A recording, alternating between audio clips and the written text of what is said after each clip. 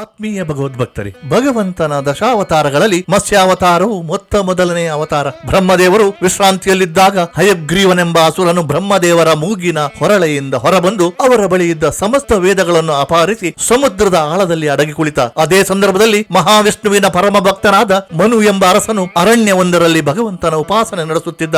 ಒಂದು ದಿನ ಅರ್ಘ್ಯ ನೀಡಲೆಂದು ನದಿ ತಟಕ್ಕೆ ಬಂದು ಅರ್ಘ್ಯ ನೀಡುವ ಸಂದರ್ಭದಲ್ಲಿ ಪುಟ್ಟ ಮೀನೊಂದು ಮನುವಿನ ಬೊಗಸೆಯನ್ನು ಸೇರಿತು. ಮೀನನ್ನು ನೀರಿಗೆ ಮತ್ತೆ ಸೇರಿಸಲು ಮನು ಪ್ರಯತ್ನಿಸಿದರು. ಮತ್ತೆ ಮೀನು ಬೊಗಸೆಯನ್ನೇ ಆಶ್ರಯಿಸಿತು. ನಂತರ ಮನು ಮಹಾರಾಜನು ಮೀನನ್ನು ಕಮಂಡಲದೊಳಗೆ ಸೇರಿಸಿದ. ಆದರೆ ಕಮಂಡಲ ಸಾಲದಾಯಿತು. ಪಾತ್ರೆಯೊಳಗೆ ಸೇರಿಸಿದ, ಅದೂ ಸರಿ ಹೋಗಲಿಲ್ಲ. ಮೀನಿನ ಗಾತ್ರ ಬೆಳೆಯುತ್ತಲೇ ಹೋಯಿತು. ತಕ್ಷಣ ಎಚ್ಚೆತ್ತ ಮಹಾರಾಜನಿಗೆ ಭಗವಂತನೇ ಮೀನಿನ ರೂಪದಲ್ಲಿ ಆಗಮಿಸಿರುವುದರ ಅರಿವಾಯಿತು. ಆ ಕ್ಷಣದಲ್ಲೇ ಮತ್ಸ್ಯರೂಪಿ ಭಗವಂತನು ಮಹಾರಾಜನಿಗೆ ಸೂಚಿಸಿದ, ಕೆಲ ದಿನಗಳಲ್ಲೇ ಪ್ರಳಯವಾಗಲಿದ್ದು ನೀನು ಮತ್ತು ನಿನ್ನ ಸಾಮ್ರಾಜ್ಯದ ಪರಿವಾರವು ದೋಣಿಯೊಂದರಲ್ಲಿ ಕುಳಿತು ಮತ್ಸ್ಯ ರೂಪದಲ್ಲಿರುವ ನನ್ನ ಕೊಂಬಿಗೆ ವಾಸುಕಿಯನ್ನು ಹಗ್ಗವಾಗಿ ಬಳಸಿಕೊಳ್ಳಿ, ನಿಮ್ಮನ್ನು ರಕ್ಷಿಸುತ್ತೇನೆ. ಈ ಸಂದರ್ಭದಲ್ಲಿ ನಾನು ಸಮುದ್ರದ ಆಳದಲ್ಲಿರುವ ಹಯಗ್ರೀವನೆಂಬ ಅಸುರನನ್ನು ಸಂಹರಿಸಿ ವೇದವನ್ನು ಆತನಿಂದ ಸಂರಕ್ಷಿಸಿ ತಂದು ಮತ್ತೆ ಬ್ರಹ್ಮ ದೇವರಿಗೆ ಹಿಂತಿರುಗಿಸಬೇಕಾಗಿದೆ ಎಂದು ಹೇಳಿ ಅದೃಶ್ಯನಾದ. ಮುಂದೆ ಕೆಲವೇ ದಿನಗಳಲ್ಲಿ ಭಗವಂತನು ಅಂದಂತೆ ಪ್ರಳಯ ಸಂಭವಿಸಿತು. ಹಡಗಿನಲ್ಲಿ ಸೇರಿಕೊಂಡ ಮನುವಿನ ಸಮಸ್ತ ಸಾಮ್ರಾಜ್ಯದ ಪರಿವಾರವು ಮತ್ಸ್ಯಾವತಾರಿ ಭಗವಂತನಿಂದ ರಕ್ಷಿಸಲ್ಪಟ್ಟಿತು.